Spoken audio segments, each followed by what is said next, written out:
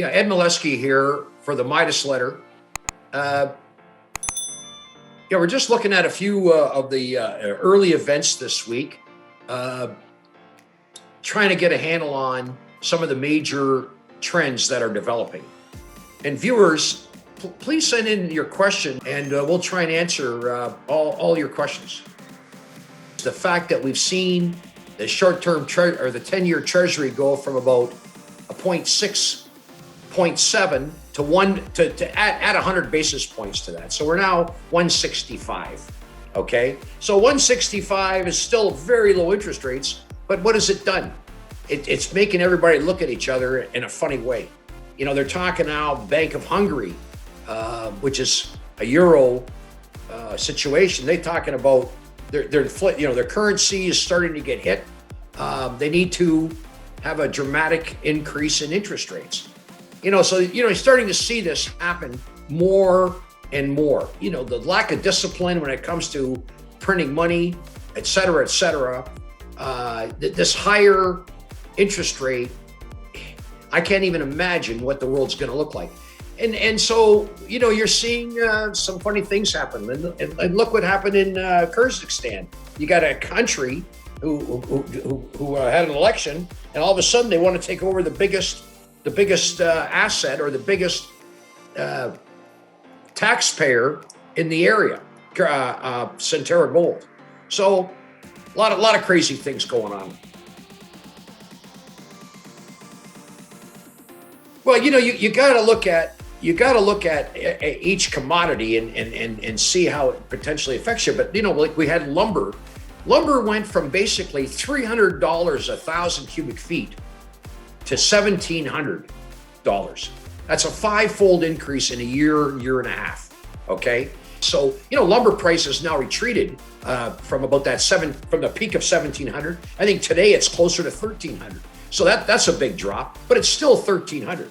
One of the hottest stocks that we saw in the last year was Tesla, certainly by market cap, et cetera.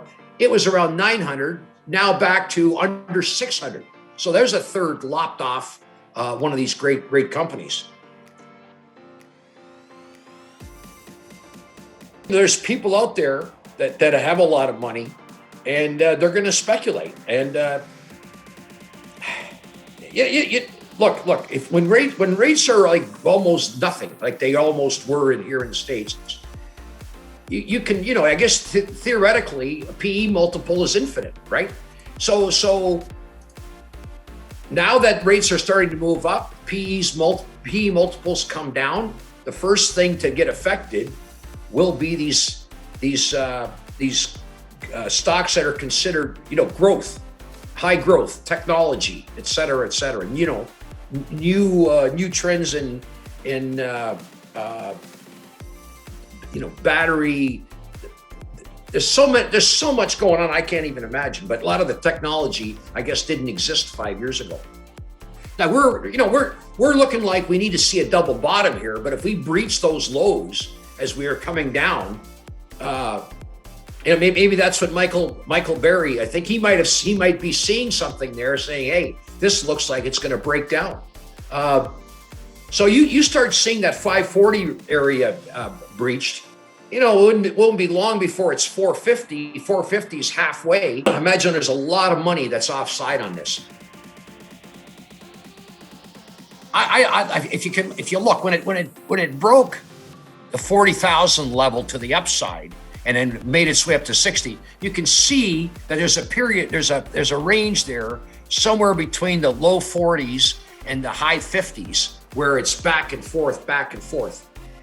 I think the key thing here is if it starts to, break down from under 40,000, you start getting that same, you think about all the Bitcoin that was bought above you. When you get a lot of people that are offside in something that's that speculative, that has grown that quickly, it acts as you get a lot of people offside. That brings a lot of fear into something. So, I think it's crucial here that Bitcoin hold the 40,000 level.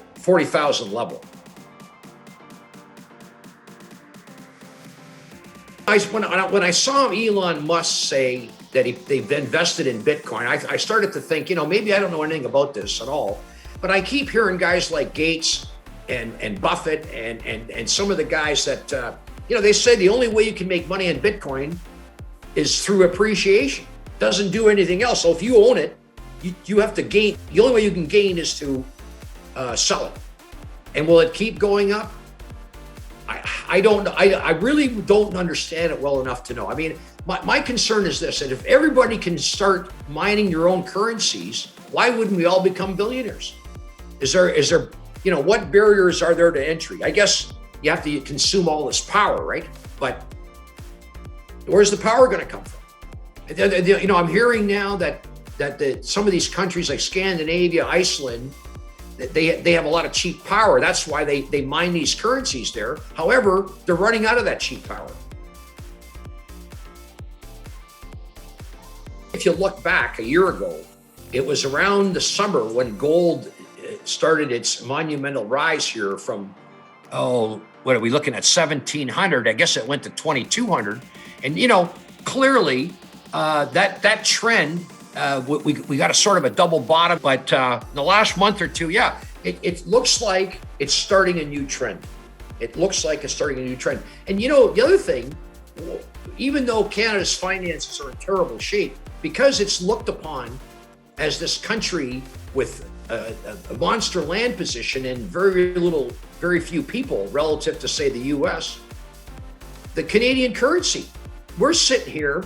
I think it's now 80, I think the dollar, the Canadian is close to 83. The US dollar is 83 US equals $1 Canadian. Or like $1 US is now like about $1.20 or $1.21. Canadian currency is extremely strong. And if that starts to, like, we're at a support level for the US dollar here. If that breaks down, we're going to see the Canadian dollar continue to rise, even though, I think we got one of the worst balance sheets in the civilized, as a first world country, G8 or whatever it's called.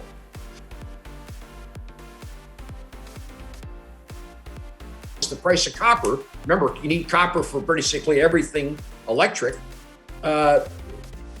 There's lots of funny things going on in Chile and in Peru, and they account for 35-40% of the world's production. Copper is $4.75 or $4.73 or $4.74. Prior to last week, it's never ever been this high.